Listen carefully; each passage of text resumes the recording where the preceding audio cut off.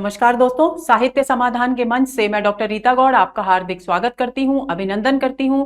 दोस्तों, आखिर इंतजार की घड़ियां समाप्त हुई और आज से हम शुरू करने जा रहे हैं आरपीएससी असिस्टेंट प्रोफेसर में जो रचनाएं प्रस्तावित हैं उन पर अपनी गहरी और लंबी बातचीत। तो आनंद से भर उठिए, सकारात्मकता से भर उठिए। सकारात्मकता से भरना इसलिए जरूरी है क्योंकि सकारात्मक होंगे तो एकाग्रचित होकर अध्ययन करेंगे। भूल जाइए सभी प्रकार के तनाव, भूल जाइए सारी दुनिया को एक कुछ समय के लिए, क्योंकि हमारे पास केवल और केवल बहुत थोड़ा सा 1-1.5 महीने का 2 महीने का समय है और उसका हमें भरपूर उपयोग करना है। तो आज के सत्र से हम भ्रमरगीत सार से शुरू कर रहे हैं आज का सत्र। और सबसे पहले, क्योंकि हमारे पाठ्यक्रम में 21 से 50 तक के पद हैं, प्रस्तावित हैं 21 से 50, और उनमें से आज हम 21 से 30 पदों तक की पर बात करेंगे, उनके अर्थ को समझेंगे, उनमें कौन से अलंकार हैं उसको समझेंगे। क्योंकि प्रश्न असिस्टेंट प्रोफेसर की परीक्षा में जो भी प्रश्न पूछे जाते हैं वे या तो सूरदास के जीवन से, उनकी रचनाओं पर आधारित होते हैं, अन्यथा जितने भी पद हैं उनकी विषय वस्तु पर आधारित प्रश्न पूछे जाते हैं। तो आज ये 35 है, यहां टाइपिंग मिस्टेक हो गई है। 21 से 30 तक के पद इस सत्र में पढ़ने वाले हैं। तो चलिए शुरू करते हैं आज का सत्र। आपको ये पृष्ठभूमि तो पता ही होगी कि कृष्ण मथुरा चले जाते हैं, कंस का वध करते हैं और वहां के राजपाट के कार्य में व्यस्त हो जाते हैं। इधर गोपियां, पूरा गोकुल ग्राम, गोप गोपी ग्वाले गायें, यहां तक कि माता पिता उनके, वे सभी उनके वियोग से पीड़ित हैं। ऐसी स्थिति में कृष्ण उद्धव को भेजते हैं। इस बहाने से वे चाहते तो मन में ये हैं कि उद्धव को, जो कि ज्ञान मार्गी हैं, ज्ञान के अहंकार में डूबे रहते हैं, निर्गुण के उपासक हैं, उनको प्रेम का संदेश दिया जा सके, उनको प्रेम का उपदेश दिया जा सके। लेकिन वे ये अपने मित्र से कैसे कहें कि आपको मैं गोकुल इसलिए भेज रहा हूं कि आप प्रेम का संदेश ले लें। तो वे उनसे कहते हैं कि गोपियां मेरे प्रेम में, मेरे वियोग में बहुत अधिक पीड़ित हैं, तो उनकी पीड़ा को कम करने के लिए मैं सोच रहा हूं कि हे मित्र, तुम जाओ और गोपियों को निर्गुण ज्ञान का संदेश दो ताकि वे मेरी पीड़ा से मुक्त हो सकें। तो ऐसी स्थिति में उद्धव के मन में तुरंत ये ख्याल आता है कि निश्चित रूप से कृष्ण भी अब सगुण भक्ति के स्थान पर निर्गुण भक्ति को मन ही मन महत्व देने लगे हैं और वे अपने ज्ञान के गर्व में चूर होकर के गोपियों के पास गोकुल पहुंचते हैं और उन्हें तरह तरह से निर्गुण ज्ञान के संदेश को समझाने की कोशिश करते हैं। उसी समझाइश की कोशिश के दौरान गोपियां किस तरह से उनके सवालों के अकाट्य तर्क प्रस्तुत करती हैं, उनका विरोध करती हैं, उनकी हर बात को काटती हैं, वो सब यहां भ्रमरगीत सार में प्रस्तुत किया गया है। तो 21वें पद से हम शुरू करने जा रहे हैं। गोपियां उद्धव से कहती हैं, जब उद्धव कहते हैं कि निर्गुण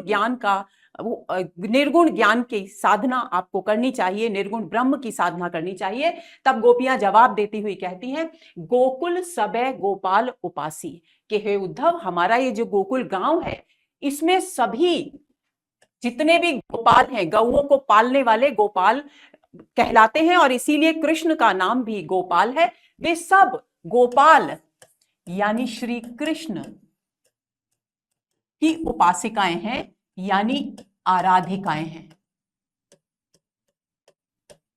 यानी इस ग्राम में, इस गोकुल में कोई भी व्यक्ति ऐसा नहीं है जो श्री कृष्ण जिनके आराध्य ना हो या जो श्री कृष्ण की आराधना ना करता हो। व्यंजित भाव क्या है? व्यंजित भाव यह है कि आप जिस निर्गुण ब्रह्म की आराधना करने का संदेश हमें दे रहे हैं, ध्यान करने का संदेश हमें दे रहे हैं, वह बिल्कुल व्यर्थ है। जोग अंग साधत जे ऊधो ते सब बसत ईसपुर काशी। और हे उद्धव, आप जिस निर्गुण ब्रह्म की, जिस योग साधना की बात कर रहे हैं, जिसका ज्ञान हमें आप दे रहे हैं, हे उद्धव, वो गोकुल में नहीं रहते। यहां तो जो भी रहता है वो कृष्ण की ही आराधना करता है और योग साधना की करने वाले लोग तो ईसपुर काशी यानी देवनगरी काशी में रहते हैं। यानी यदि आपको, अब व्यंजित भाव क्या हुआ कि यदि आपको योग का ज्ञान देना ही है तो आप कहां जाइए? आप काशी जाइए, क्योंकि वहां पर निर्गुण ब्रह्म की आराधना करने वाले लोग रहते हैं। गोकुल में आप गलत आ गए हैं, क्योंकि यहां केवल और केवल कृष्ण के सगुण साकार रूप की आराधना करने वाले लोग रहते हैं। यद्यपि हरे हम तजे तदपि चरणन रस राशि। आगे कहती है कि यद्यपि श्री कृष्ण हमें छोड़कर मथुरा चले गए हैं, यद्यपि हरि, हरि यानी श्री कृष्ण, तजी मतलब छोड़कर, श्री कृष्ण हमें छोड़कर, हमें अनाथ करके यानी बेसहारा छोड़कर, आश्रयहीन छोड़कर मथुरा चले गए हैं, तदपि रहते चरणन रस राशि। लेकिन हम फिर भी, उन्होंने भले ही हमें त्याग दिया हो, वे भले ही हमें छोड़कर मथुरा चले गए हों, लेकिन हम उनके आनंद के भंडार चरणों में ही दिन रात लीन रहती हैं। हम उनके चरणों के ध्यान में ही आनंद की राशि, रस यानी आनंद की राशि प्राप्त करती रहती हैं। अपनी शीतलता छाणत यद्यपि है शशि राहु गरासी। अब अपनी इस स्थिति को कि कृष्ण तो हमें छोड़कर चले गए हैं, लेकिन फिर भी हम उनके चरणों से प्राप्त, चरणों का ध्यान करती हैं और उनसे प्राप्त आनंद में डूबी रहती हैं। अपने इस मत को प्रस्तुत करने के लिए, तर्क को सिद्ध करने के लिए वे कहती हैं कि भले ही चंद्रमा को राहु ग्रस लेता है, जब चंद्र ग्रहण ऐसा माना जाता था, पुरानी धारणा है कि राहु ग्रस लेता है और राहु एक अशुभ ग्रह माना जाता है।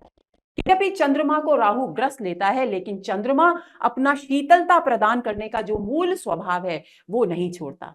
ऐसे ही हम, आप कितना भी निर्गुण ज्ञान का हमें संदेश दीजिए, उपदेश दीजिए, हमें समझाइए योग साधना, लेकिन हमारा मूल स्वभाव कृष्ण की आराधना करना है और उसे हम चंद्रमा की तरह नहीं छोड़ेंगे। जैसे चंद्रमा अपनी शीतलता नहीं छोड़ता, वैसे ही हम अपने श्री कृष्ण की आराधना करने के मूल स्वभाव को नहीं छोड़ेंगे। का अपराध जोग लिखे पठवत प्रेम भजन तज करत उदासी। और आगे गोपियां कहती हैं, हमें समझ में नहीं आता कि हमसे ऐसा क्या अपराध हो गया कि श्री कृष्ण ने योग की चिट्ठी हमको, योग का संदेश हमको लिख करके भेजा है, यानी चिट्ठी में योग साधना करने का संदेश भेजा है। और वे कह रहे हैं कि प्रेम मार्ग को त्याग कर, भजन यानी प्रेम,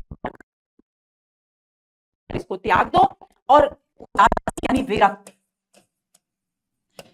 होकर, वैराग्य धारण करके आप योग की साधना करो। हमें नहीं समझ में आ रहा, गोपियां कहती है कि हे उद्धव, हम समझ नहीं पा रहे हैं कि हमसे ऐसी कौन सी भूल हो गई, ऐसा कौन सा अपराध हो गया कि श्री कृष्ण हमें प्रेम मार्ग को त्याग कर, वैराग्य धारण कर योग की साधना करने का संदेश दे रहे हैं। सूरदास ऐसी को बिरहिन मांगत मुक्ति तजय गुण राशि।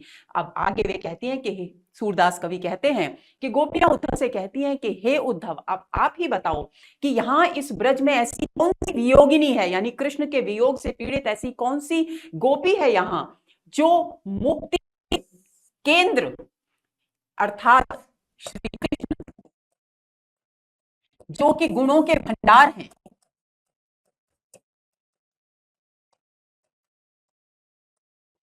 उनको छोड़कर, उनको त्याग कर मुक्ति की कामना करे। मांगति मुक्ति, मुक्ति की कामना करे। कैसे? जो गुणों के भंडार श्री कृष्ण हैं उनको त्याग कर मुक्ति की कामना करे। भला ऐसी कौन सी विरहिणी गोपी यहां इस गोकुल में है? अर्थात व्यंजित भाव है, यहां ऐसी कोई भी नहीं है। अब एक नजर डालते हैं अलंकारों पर। गोकुल और ग अनुप्रास अलंकार। इसके बाद यद्यपि हम अनाथ तज, यद्यपि हम हरे हम तज अनाथ करे तदपि रहते चरणन रस राशि। अपनी शीतल था, ये दृष्टांत अलंकार है, बिंब प्रतिबिंब भाव है दोनों में। ऐसी को विरहन प्रश्न अलंकार है। चलते हैं अगला पद 22वां। जीवन मुहि को नीको, दरस परस दिन रात करत है कान्ह प्यारे पीको। नयनन मूंद मूंद किन देखो बंध्यो ज्ञान की को। अब यहां पर ये शब्द सबसे ज्यादा महत्वपूर्ण है, मुंह चाही। मुंह चाही का जो साधारण अर्थ है वो है प्रियतमा, प्रिया, लेकिन यहां पर सांकेतिक अर्थ है कुब्जा। क्योंकि गोपियां सौतिया डाह का भाव रखती हैं कुब्जा के प्रति। उन्हें लगता है कि कुब्जा ने अपने प्रेम के वशीभूत कर कृष्ण को उनसे दूर किया है, इसलिए वे जब भी उन्हें अवसर मिलता है कुब्जा के प्रति अपनी ईर्ष्या, अपने सौतिया डाह के भाव को, तो वे उद्धव से कहती हैं कि जीवन मुंह चाही को नीको, कि इस संसार में अगर किसी का जीवन सबसे ज्यादा नीका अच्छा है, नीका यानी अच्छा, अच्छे से मतलब क्या है? प्रेम से भरपूर है, तो वो कौन? वो है वो स्त्री जिसे उसका प्रियतम प्रेम करता है, यानी जो प्रिया है, जो प्रियतमा है, अपने प्रियतम के प्रेम की अधिकारिणी है, वास्तव में उसी का जीवन सुख से भरा हुआ है। और सांकेतिक अर्थ ये हुआ कि अब वास्तविक जीवन तो कुब्जा जी रही है, उसका जीवन हम प्रेम से भरा हुआ है, क्योंकि वो दिन रात श्री कृष्ण के पास रहती है। लेकिन एक हम हैं कि हम कृष्ण से बहुत अधिक प्रेम करती हैं, लेकिन फिर भी हम उनसे इतना अधिक दूर हैं। दरस परस दिन रात करत है कान्ह प्यारे पी को। और कुब्जा यानी प्रिया क्यों भाग्यशाली है, क्यों उसका जीवन सुख से भरा हुआ है? क्योंकि वो अपने प्यारे प्रियतम श्री कृष्ण के दिन रात साथ रहती है और उनके दिन रात दर्शन करती है, उन्हें स्पर्श करने का सुख प्राप्त करती है। इसलिए वास्तव में जीवन तो उसी का अच्छा है, हमारा जीवन तो वियोग की पीड़ा से पीड़ित है। नैनन मूंद मूंद देखो बंधियो ज्ञान पोथी को। जब योग की बात करते हैं, योग साधना के मार्ग को का अनुसरण करने की बात करते हैं उद्धव, तब गोपियां कहती हैं कि आप हमसे कहते हैं कि आंखें बंद करके ध्यान करिए निर्गुण निराकार ईश्वर का। तो हे उद्धव, ये पोथियों में बंधा हुआ ज्ञान है, पोथियों में बंधा हुआ ज्ञान है। इसका मतलब है ये अव्यावहारिक ज्ञान है।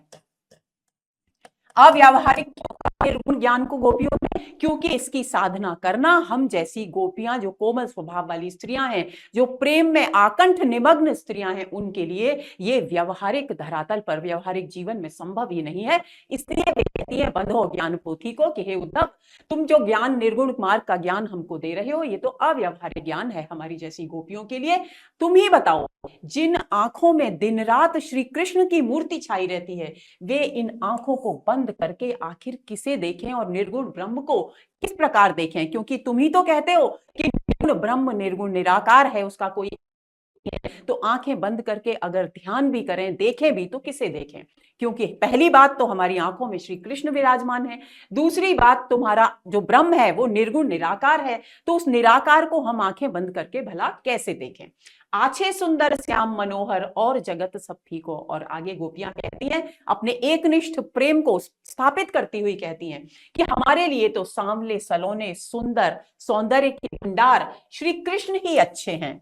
बाकी तो क्योंकि हम उनके प्रेम में आकंठ निमग्न हैं और हमें उनके प्रेम के समक्ष, उनके समक्ष इस संसार का सारी वस्तुएं, सब कुछ, पूरा संसार हमें फीका लगता है। फीका यानी सारहीन लगता है, यानी हमें कुछ भी और रुचिकर लगता ही नहीं है। केवल और केवल सुंदर सलोने हमारे श्री कृष्ण ही हमें प्रिय लगते हैं। भाव क्या हुआ? व्यंजित भाव। व्यंजित भाव ये हुआ कि इसलिए क्योंकि हमें श्री कृष्ण के अलावा पूरा संसार ही फीका लगता है, तो ऐसी स्थिति में निर्गुण ब्रह्म की साधना करना हमारे लिए संभव नहीं है। सुनो जोग को काले कीजिए जहां ज्ञान है जी को। और दूसरी बात, हे उद्धव, हम तुम्हारी योग साधना को लेकर आखिर करें तो क्या करें? क्योंकि उससे तो हमारे प्राण ही संकट में पड़ जाएंगे।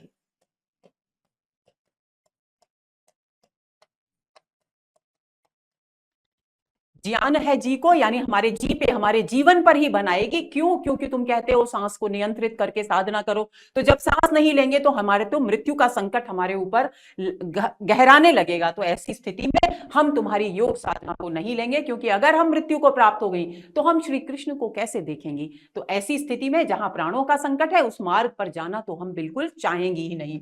खाटी मही नहीं रुचि माने सूर खवैया घी को। और हे उद्धव, तुम ही बताओ, जो दिन रात घी खाए, घी से बने हुए व्यंजनों के स्वाद से आनंद में डूबा रहता हो, वो भला खट्टी छाछ, मही यानी छाछ, खट्टी छाछ को कैसे प्रिय मानेगा, कैसे उसे खाकर आनंद प्राप्त कर सकेगा? भाव क्या है? भाव यह है कि जब हम श्री कृष्ण के रूप और सौंदर्य में डूबकर, उनके प्रेम में निमग्न होकर अतुलित आनंद प्राप्त करती हैं, तो भला आपके सारहीन इस निर्गुण निराकार ईश्वर की आराधना कर अपने जीवन को बेस्वाद क्यों बनाएं, आनंद से रहित क्यों करें?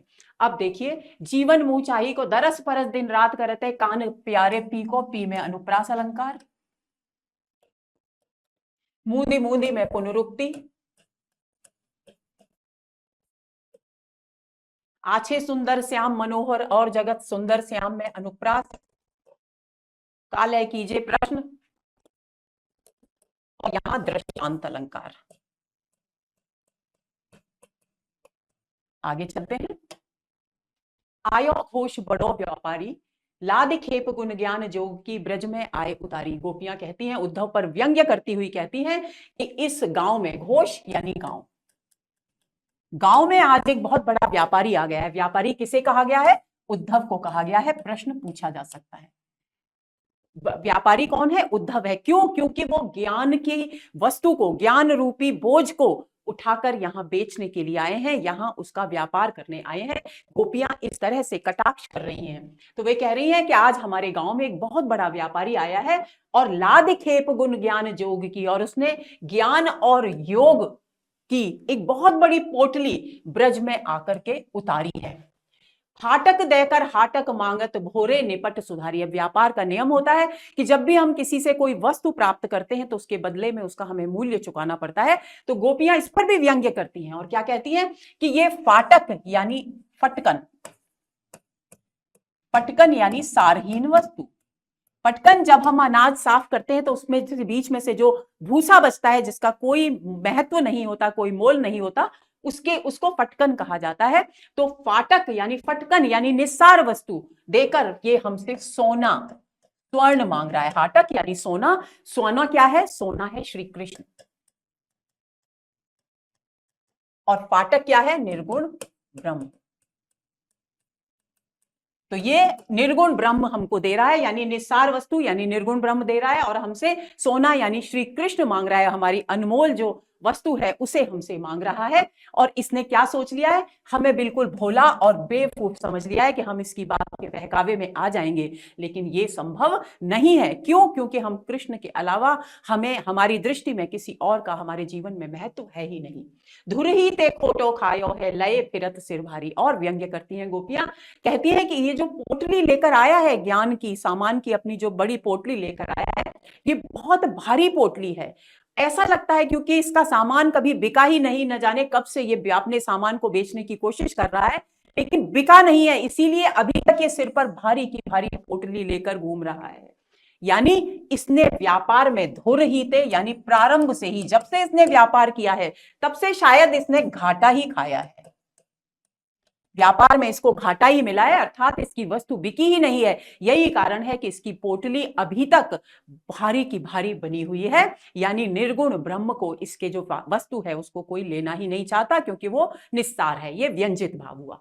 इनके कहे कौन डहकावे, ऐसी कौन अजानी। अब उद्धव तुम ही बताओ, तुम्हारे कहने से भला हम कैसे बहक जाएं? बहकना, हम भला कैसे बहक जाएं? क्यों ऐसा तुम्हें ऐसी इस ब्रज में कौन अज्ञानी गोपी दिखाई दे रही है, अज्ञानी स्त्री दिखाई दे रही है जो तुम्हारे बहकाने से बहक जाएगी? अर्थात कोई भी नहीं है। यहां प्रश्न अलंकार हो गया है, और यहां ये फाटक देकर में रूप का अतिशयोक्ति अलंकार है, केवल उपमान का उल्लेख किया गया है। इनके कहे कौन डहकावे, ऐसो कौन अजानी। अपनो दूध छाड़े को पीवे, खार कूप को पानी। आगे गोपियां कहती हैं, भला ऐसा कौन अज्ञानी है, ऐसा कौन मूर्ख है इस गोकुल में कि जो अपने दूध को छोड़ करके खारे कुएं का पानी पीना पसंद करेगा। यहां भी क्या हो गया? दृष्टांत अलंकार हो गया। उदाहरण से, बिंब प्रतिबिंब भाव से इस बात को पुष्ट करने का प्रयास किया गया है। अपनो दूध, दूध के द्वारा किसकी ओर संकेत किया गया है? श्री कृष्ण। और खारे कुएं का पानी किसको कहा गया है? निर्गुण ब्रह्म। प्रश्न पूछा जा सकता है, ऊधो जाहु सबार यहां ते, बेग गहरु जन लावो, मुंह मांग्यो पहियो सूरज, प्रभु साहू हे आन दिखावो। आगे गोपियां क्या कहती हैं कि हे उद्धव, तुम जाओ सबार, यानी जल्दी यहां से चले जाओ। बेगे, गहरु जन लावो, गहरु यानी देर मत लगाओ। और क्या करो? मुंह मांग्यो पई हो, कि हम तुम्हारे इस सामान को तो नहीं खरीद सकती, लेकिन यदि तुम अपने साहू, जिसने तुम्हें भेजा है, यानी जो आपका मूल व्यापारी है, किसकी ओर संकेत है? श्री कृष्ण। यानी यदि तुम अपने उस मूल व्यापारी को लाकर उसके दर्शन हमें करा दो, तो हम तुम्हें मुंह मांगा इनाम देंगी। तुम हमसे जो भी मांगोगी हम देंगी, लेकिन हम क्या चाहती हैं? हम तुम्हारे इस सामान को नहीं लेना चाहती, लेकिन जो प्रमुख व्यापारी है तुम्हारा, जिसने तुम्हें ये सामान लेकर भेजा है, उसके दर्शन हमें एक बार करा दो।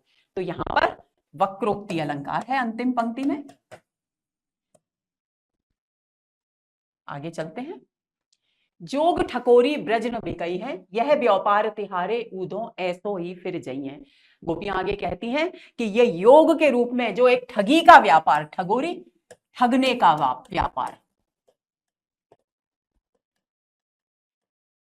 योग के संदेश के नाम पर जो तुम ये उद्धव ठगने का व्यापार, हम हमारे साथ छल कपट करने का जो व्यापार करना चाह रहे हो, तुम्हारी ये ठगी से युक्त जो वस्तु है निर्गुण ब्रह्म, ये यहां ब्रज में नहीं बिकेगी। क्यों नहीं बिकेगी? यह व्यापार तिहारो ऊधो ऐसो ही फिर जाइए, और कोई यहां पर खरीदने वाला नहीं है। क्यों नहीं है खरीदने वाला? क्योंकि यहां सब श्री कृष्ण के प्रेम में डूबे हैं, उनके अतिरिक्त किसी और का पर ध्यान केंद्रित कर ही नहीं सकते। तो ऐसी स्थिति में हे उद्धव, तुम ये जो व्यापार करने के लिए अपनी बड़ी गठरी लेकर आए हो, ये तुम्हें वैसी की वैसी वापस ले जानी पड़ेगी, क्योंकि इसे कोई यहां खरीदने वाला नहीं है।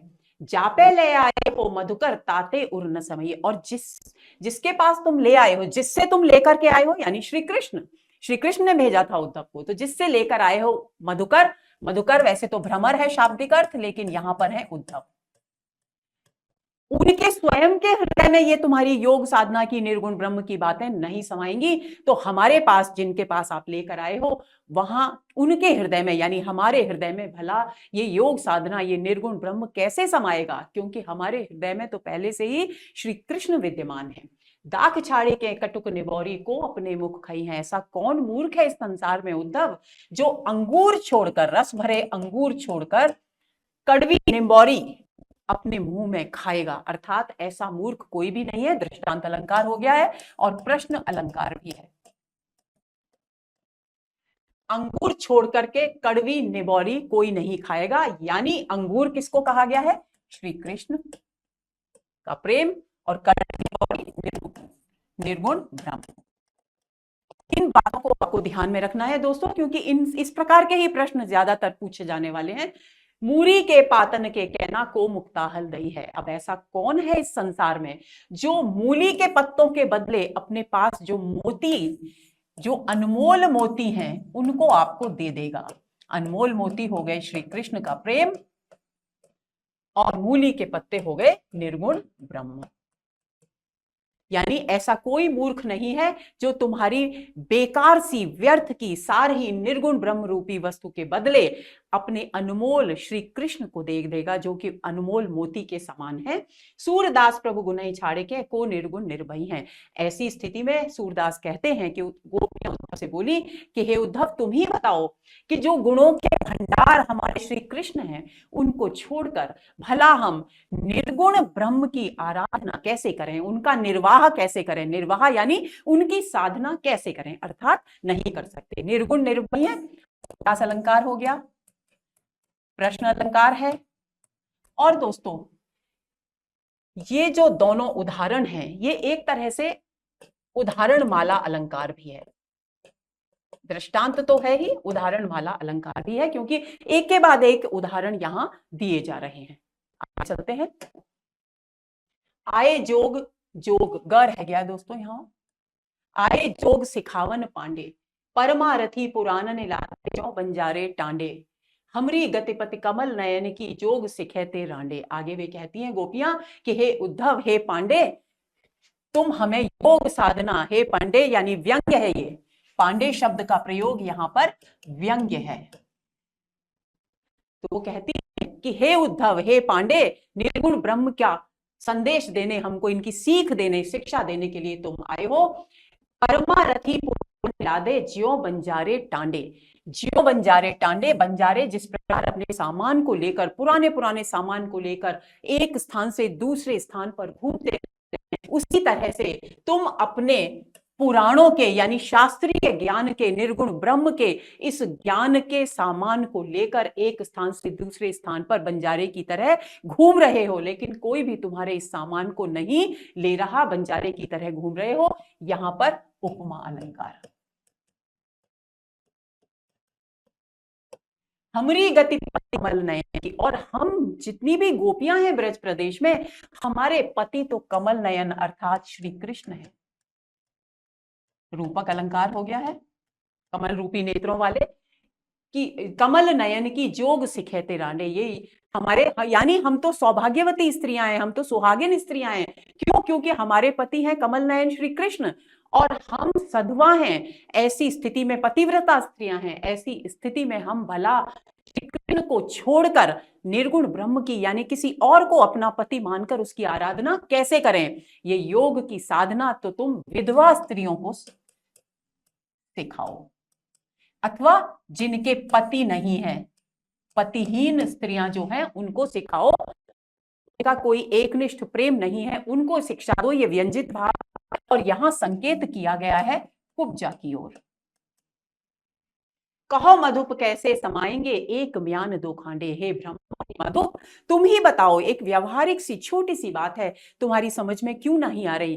क्या कभी एक म्यान में दो तलवारें रखी जा सकती हैं? अर्थात नहीं रखी जा सकती। तो ही एक हृदय में दो व्यक्ति नहीं समा सकते। हमारे अभिप्राय क्या है? अब हमारे हृदय में तो पहले से ही श्री कृष्ण मौजूद हैं, तो ऐसी स्थिति में हम निर्गुण ब्रह्म को कहां रखें, कैसे उनकी आराधना करें? एक म्यान में दो तलवारें नहीं रह सकती, एक हृदय में दो प्रियतम नहीं रह सकते। कहु षटपथ कैसे खैयत है हाथिन के संग गांडे। षटपथ भंवरे का नाम है, भ्रमर। तो अब हे षटपथ, हे भंवर, हे उद्धव, तुम बताओ क्या हाथियों के साथ गन्ने खाने की, गांडे यानी गन्ने खाने की प्रतियोगिता कोई कर सकता है? हाथी की बराबरी कोई कर सकता है क्या? क्योंकि हाथी तो एक एक दो दो तीन तीन बड़े बड़े गन्ने एक साथ खा जाता है। तो कोई व्यक्ति अगर ये सोचे कि मैं हाथी के साथ गन्ने खाकर उससे भी जल्दी तेजी से खा लूं, तो ये संभव नहीं है, यानी ये असंभव कार्य है। तो जिस प्रकार हाथी के साथ गन्ने खाने की बराबरी हाथी से नहीं की जा सकती, उसी तरह से सगुण ब्रह्म श्री कृष्ण और निर्गुण ब्रह्म की कोई तुलना, कोई बराबरी की ही नहीं जा सकती। जिसके पास सगुण ब्रह्म श्री कृष्ण हैं, वो भला निर्गुण निराकार ब्रह्म की आराधना क्यों करेगा? काकी भूख गई बयार भख बिना दूध घृत भांडे। और ऐसा कौन है जिसकी बिना दूध घी और तरह तरह के व्यंजन खाए बिना किसकी भूख इस संसार में मिटी है? तुम तो कह रहे हो कि हवा की सांस लो, यानी हवा खाओ, हवा खाकर भला किसकी भूख मिटी है? अर्थात निर्गुण ब्रह्म की आराधना हमारे लिए असंभव है। काहे को झाला ले मिलवत कौन चोर तुम डांडे। और आगे कहते हैं कि तुम हमारी जिंदगी में ये भ्रम, ये झंझट क्यों उत्पन्न कर रहे हो? यहां कौन चोर है जिसको तुम दंडित करना चाहते हो? यानी उनके लिए, गोपियों, व्यंजित भाव क्या है कि गोपियों के लिए निर्गुण ब्रह्म का उपदेश जो दिया जा रहा है उद्धव के द्वारा, वो दंड के समान है। तो वो कह रही है कि यहां इस गोकुल में तुम्हें कौन चोर दिखाई दे रहा है, कौन ऐसा अपराधी है जिसे तुम योग का संदेश देकर दंडित करना चाहते हो? भाव ये है कि यहां पर तो सब कृष्ण के आराधक हैं, कृष्ण उनके आराध्य हैं, उनकी उपासना करने वाले लोग हैं। तो यहां निर्गुण ब्रह्म की बात कहना बिल्कुल गलत है, असंगत है, व्यर्थ है। सूरदास तीनों ही उपजत धनिया धान को मांडे। सूरदास कवि कहते हैं कि जिस प्रकार एक ही भूमि में धनिये, धान और काशी फल, कद्दू, कुम्हाड़ा, इन तीनों की फसलें एक जैसी भूमि में नहीं उगाई जा सकती, उसी तरह से एक ही हृदय में जहां प्रेम का सागर लहरा रहा है, वहां निर्गुण ब्रह्म और सगुण श्री कृष्ण को एक साथ नहीं रखा जा सकता, क्योंकि दोनों की प्रकृति बिल्कुल अलग है। ये व्यंजित भाव हुआ। तो काहे को झाला ले मिलवत कौन चोर तुम डांडे। तो यहां पर एक तो यहां उदाहरण अलंकार है, दूसरा यहां इस पंक्ति में दृष्टांत है, कमल नयन में रूपक हो ही गया है, यहां पर प्रश्न अलंकार है, और लोकोक्तियों का प्रयोग यहां पर हुआ है। हाथी के संग गांडे खाना ब्रज की एक बहुत प्रसिद्ध लोकोक्ति है, एक म्यान में दो तलवारें नहीं रह सकती, ये मुहावरा आप सभी अच्छी तरह से जानते हैं। तो इस प्रकार इस पद की ये खास बात है कि इसमें बहुत सारे लोकोक्तियों और मुहावरों का भी प्रयोग हुआ है, और उसके कारण वक्रोक्ति, भाषा में वक्रता, वक्रोक्ति अलंकार हो गया है। आगे चलते हैं। ए अली कहा जोग में नीको, तज रस रीत नंद नंदन की सिखवत निर्गुण फीको। अब क्योंकि निरंतर इतनी कड़वी, इतनी चुभने वाली बातें सुनने के बाद भी उद्धव निरंतर गोपियों को ज्ञान का संदेश देते ही जा रहे हैं, निर्गुण ब्रह्म की सीख देते ही जा रहे हैं। तो गोपियां कुछ परेशान सी हो गई हैं और आपस में कहती है, एक सखी दूसरी सखी से कहती है कि बता इस योग में क्या अच्छा है। जब वो कुछ उनका समाधान नहीं मिलता तो वो स्वयं ए अली यानी भ्रमर यानी उद्धव को ही संबोधित करके अपने प्रश्न को पूछती हैं और कहती हैं, ए अली, हे भंवरे, हे उद्धव, आप ही बताइए योग में क्या अच्छाई है, कौन सा गुण है। अर्थात भाव व्यंजित भाव क्या हुआ कि इसमें कोई गुण है ही नहीं। त्वज रस रीत नंद नंदन की सिखवत निर्गुण फीको। ऐसी क्या बात है इस निर्गुण ब्रह्म में कि आप हमसे कह रहे हैं कि प्रेम के भंडार नंद के पुत्र श्री कृष्ण को हम छोड़ दें और इस निर्गुण ब्रह्म की आराधना करें। आप हमें कृष्ण को छोड़कर निर्गुण ब्रह्म जो निस्सार है, जिसमें कुछ भी आनंद नहीं है, उसकी शिक्षा क्यों दे रहे हो। हमें इसका कारण, इस शिक्षा को देने का कारण बताओ कि ऐसी कौन सी अच्छाई है योग में कि हम मजबूर हो जाएं श्री कृष्ण को छोड़कर योग की साधना करने के लिए। देखत सुनत नाही कछु श्रवणन ज्योति ज्योति कर ध्यावत।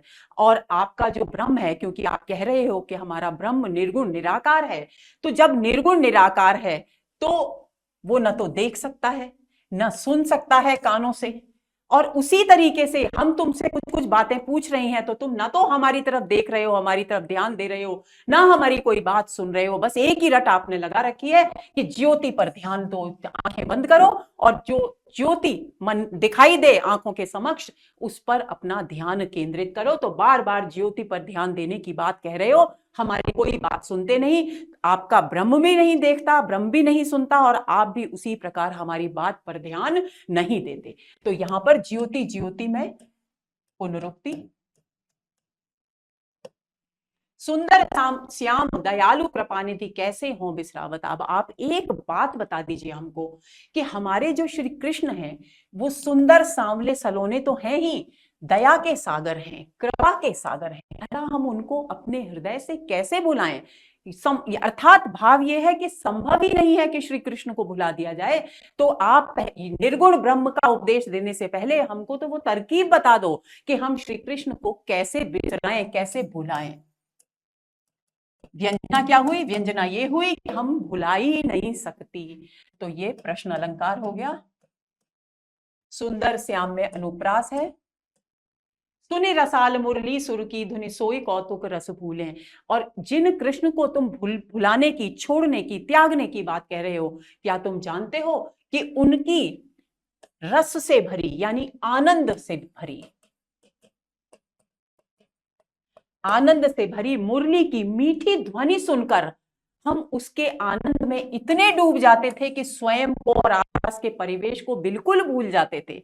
तो ऐसे श्री कृष्ण जिनकी केवल मुरली की ध्वनि ही हमें बेसुध कर देती थी, हम सब कुछ भूल जाते थे। तो ऐसी स्थिति में हम भला उन्हें कैसे भूलें जो हमारी सारे संसार को भूलने का आधार हैं, उनको भला हम कैसे भूलें। और अगर हम उन्हें नहीं भूल सकती तो व्यंजना क्या हुई, हम निर्गुण ब्रह्म की उपासना, उनका ध्यान भला कैसे करें।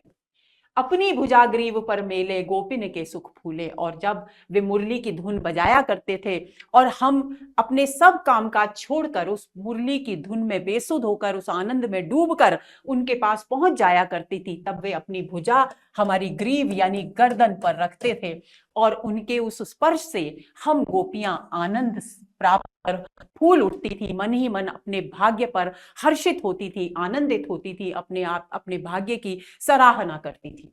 लोक कुलको भ्रम प्रभु मिल मिल के घर बन।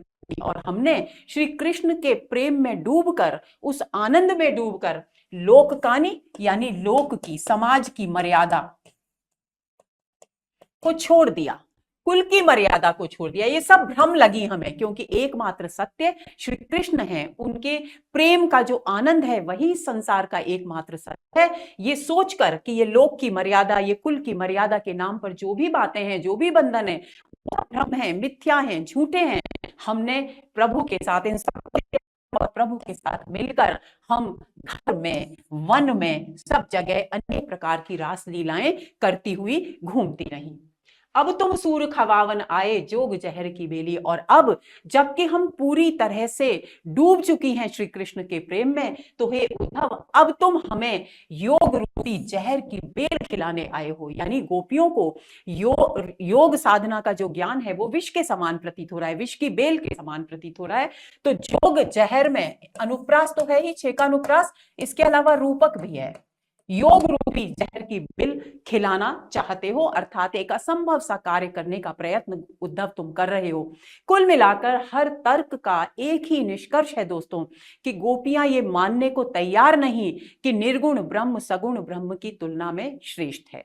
दूसरी बात, वो ये मानने को तैयार नहीं कि निर्गुण ब्रह्म की आराधना उनके लिए आनंद का स्रोत हो सकती है, क्योंकि उनके लिए श्री कृष्ण से बढ़कर इस संसार में और कोई आनंद का स्रोत है ही नहीं।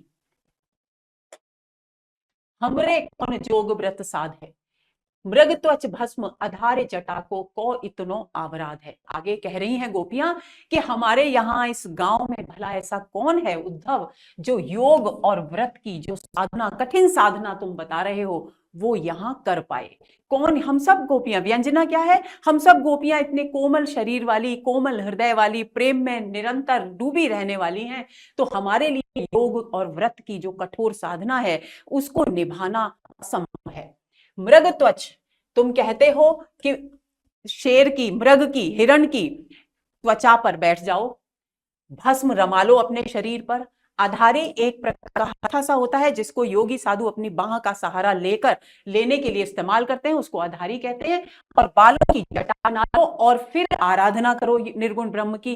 तो इतने सारे आडंबर, इतने सारे पाखंड, इतनी सारी कठिन बातें हम भला कैसे कर पाएंगे? इसलिए हमसे ये कठिन साधना निर्गुण ब्रह्म की करना संभव ही नहीं है। प्रश्न अलंकार हो गया है। जाता हूं था नहीं, ये अगम अपार अगाध है। और दूसरी तरफ जब हम पूछती हैं कि तुम्हारा निर्गुण ब्रह्म कैसा है, निरंतर उसके स्वरूप का वर्णन करते हुए हमसे क्या कहते हो कि निर्गुण ब्रह्म ऐसा है जिसकी थाह नहीं पाई जा सकती, जिसकी गहराई का अनुमान नहीं लगाया जा सकता, जहां गमन नहीं किया जा सकता, जो अगम्य है, जिसे जाना नहीं जा सकता, जिसके पार नहीं पाया जा सकता, और जो समुद्र की तरह गहरा है। तो ऐसी स्थिति में जिसकी थाह नहीं पाई जा सकती, जहां जाया नहीं जा सकता, जिसका पार नहीं पाया जा सकता, जो समुद्र की तरह गहरा है, उस ऐसे ब्रह्म को लेकर आखिर हम क्या करें? गिरधर लाल छबीले मुख पर इते बांध को बांध है। और दूसरी तरफ, एक तरफ तुम्हारा ये निर्गुण ब्रह्म है जो अगम अपार अगाध है और अथाह है, दूसरी तरफ हमारे श्री कृष्ण हैं जिनके चंचलता भरे सुंदर मुख को देखते ही हम उनको देख सकती हैं, उनको स्पर्श कर सकती हैं, उनकी वाणी को सुन सकती हैं, हर प्रकार का सुख हम प्राप्त कर सकती हैं। तो ऐसी स्थिति में जब हमारे पास श्री कृष्ण जैसे सौंदर्य और आनंद के भंडार मौजूद हैं, तो भला हम उनके प्रति पर इतने निर्गुण ज्ञान के बंधन को क्यों बांधें? अर्थात हम ये कार्य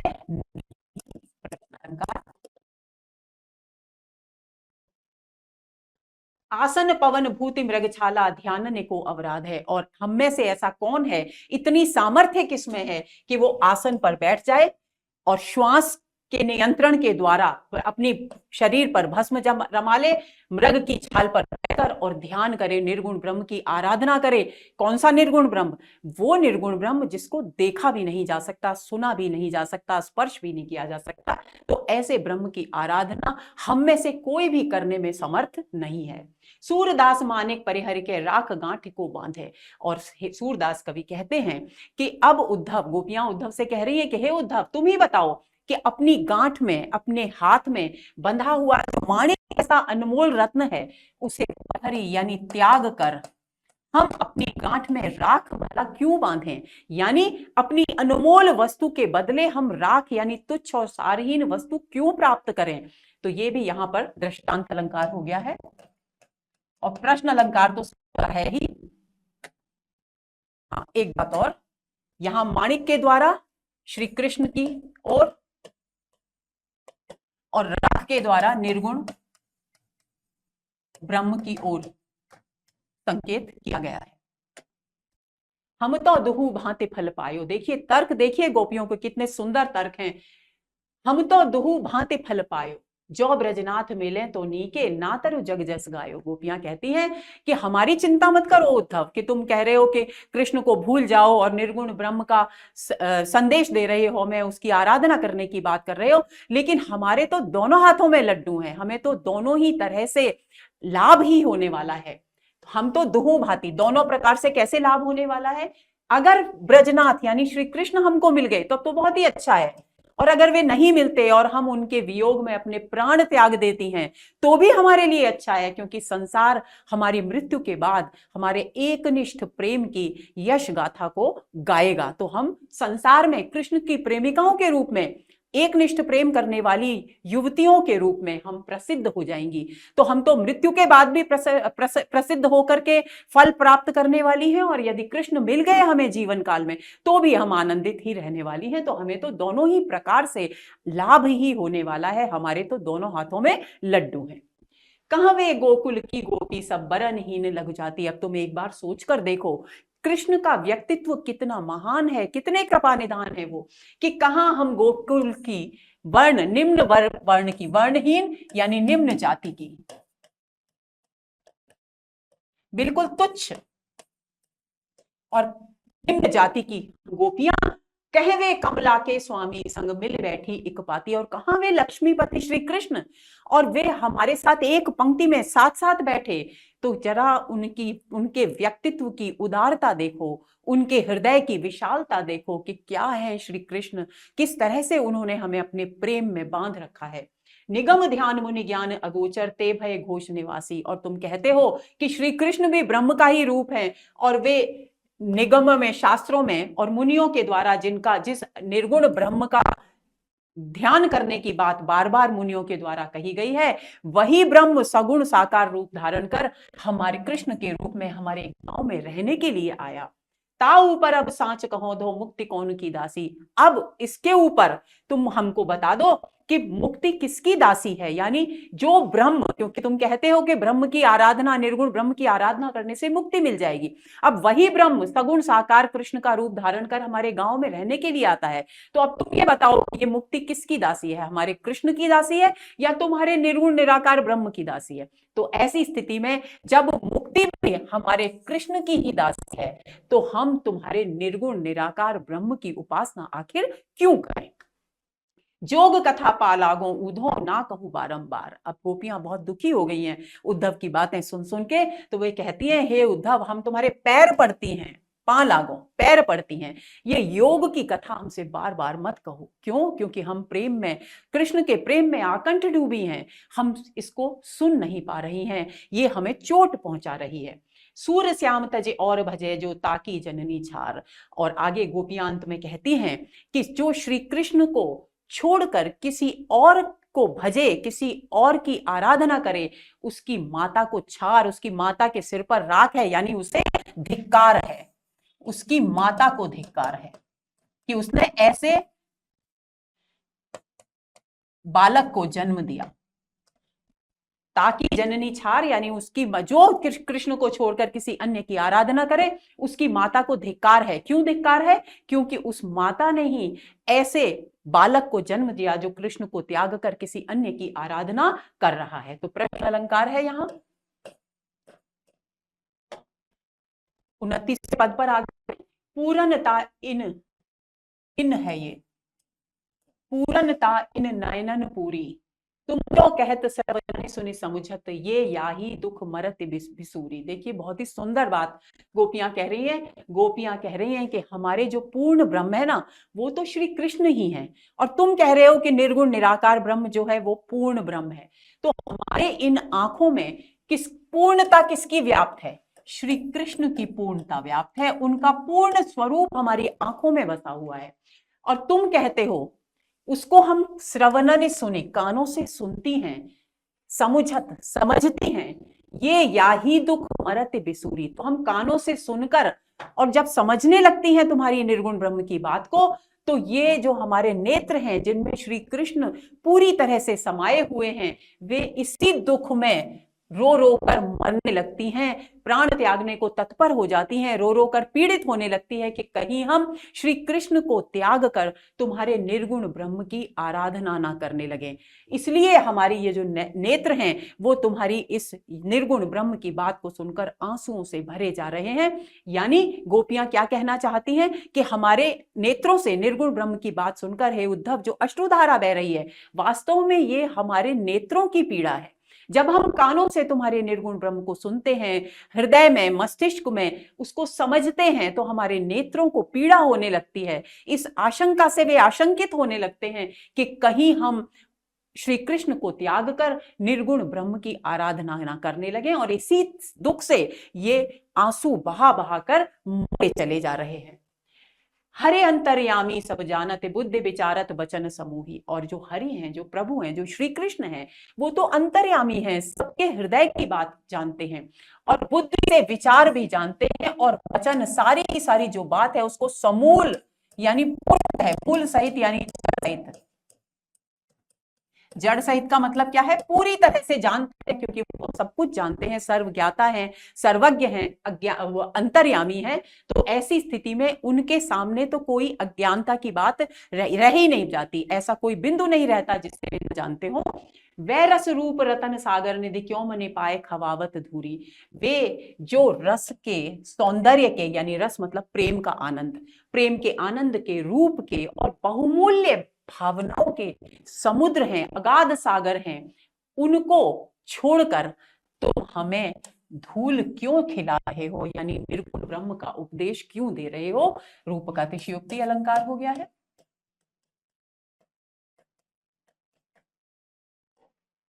रहु कुटिल चपल मत किताब संदेश कहत कटुकूरी।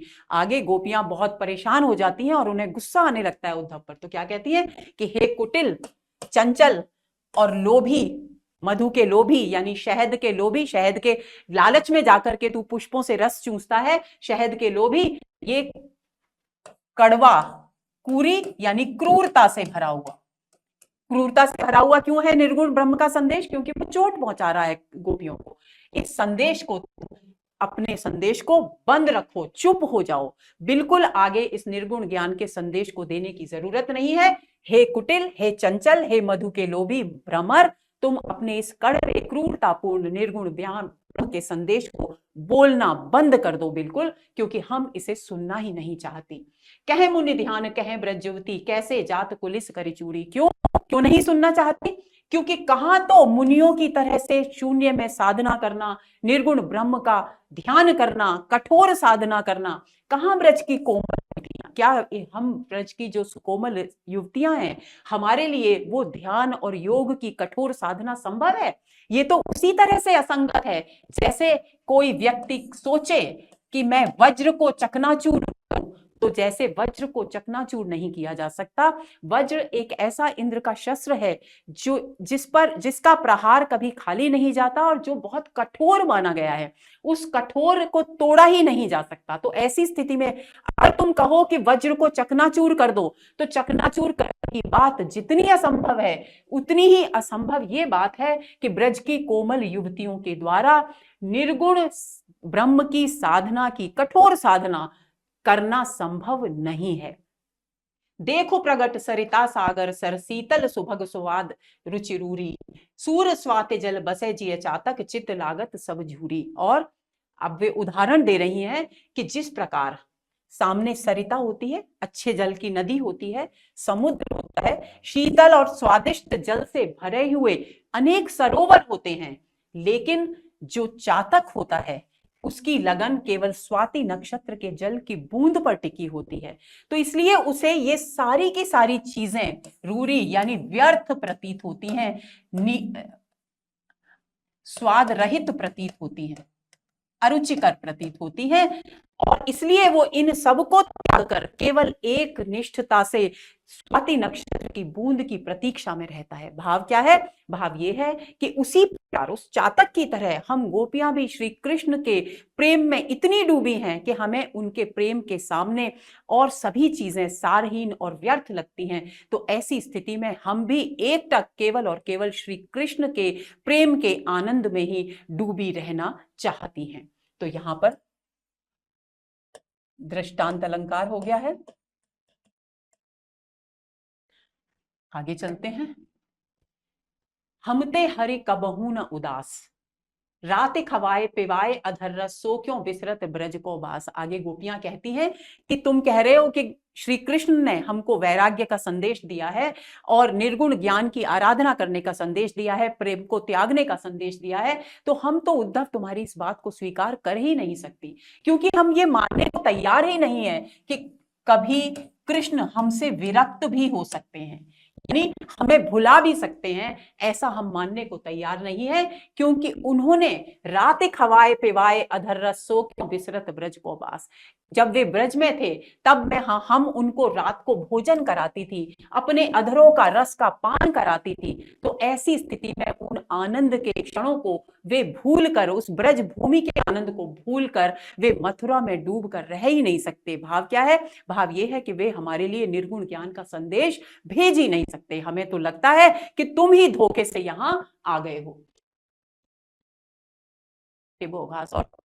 और ये बातें फिर गोपियों को लगता है कि ये तो निर्गुण ब्रह्म के उपासक हैं उद्धव, तो वो कहती हैं कि तुमसे हम कृष्ण के प्रेम की बातें क्यों करें, क्योंकि तुमसे तो प्रेम की बात करना कैसा है, जैसे हम घास काट रहे हो, क्योंकि तुम्हारी समझ में प्रेम की बातें आने वाली ही नहीं है। उत्प्रेक्षा अलंकार हो गया है।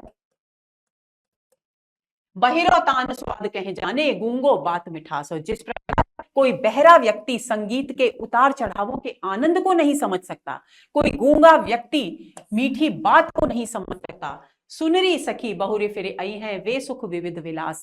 ऐसे ही तुम भी निर्गुण ब्रह्म में क्योंकि डूबे हुए हो, तो तुम प्रेम के आनंद को नहीं समझ सकते। ये व्यंजित भाव है इसका, तो उदाहरण अलंकार हो गया। सुनरी सखी, अब एक सखी दूसरी सखी से कहती है, सखी सुन, आई हैं वे सुख विविध विलास के, जो आनंद के क्षण हमने श्री कृष्ण के साथ बिताए थे वे फिर लौट कर आएंगे और फिर से हम वही आनंद की क्रीड़ाएं करेंगी। सूरदास उद्धव 13 मास, क्योंकि सूरदास कवि कहते हैं, गोपियां उद्धव से कहती है कि अब हमारे 13 मास हो गए हैं, यानी कृष्ण के लौटने की अंतिम अवधि भी समाप्त हो गई है,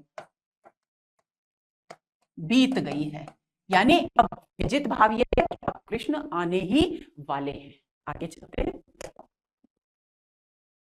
हमारा आज का सत्र, उम्मीद करती हूं कि 10 पद आपको ये अच्छी तरह से समझ में आ गए होंगे, और वैसे भी भ्रमर गीत सार तो आनंद में डुबो देने वाली रचना है। सच कहूं तो जितनी भी काव्य कृतियां हैं वे सभी आनंद में डुबो देने वाली हैं, बस बात इतनी सी है कि हमें उनके मर्म तक पहुंचने की जरूरत है, उसकी अनुभूति अपने हृदय में करने की जरूरत है। तो चलिए अगले सत्र के इंतजार में रहिए, बेसब्र रहिए, इनको बार बार दोहराइए, इनके हृदय को पर, इनके अर्थ पर अपनी पकड़ मजबूत कीजिए। नमस्कार।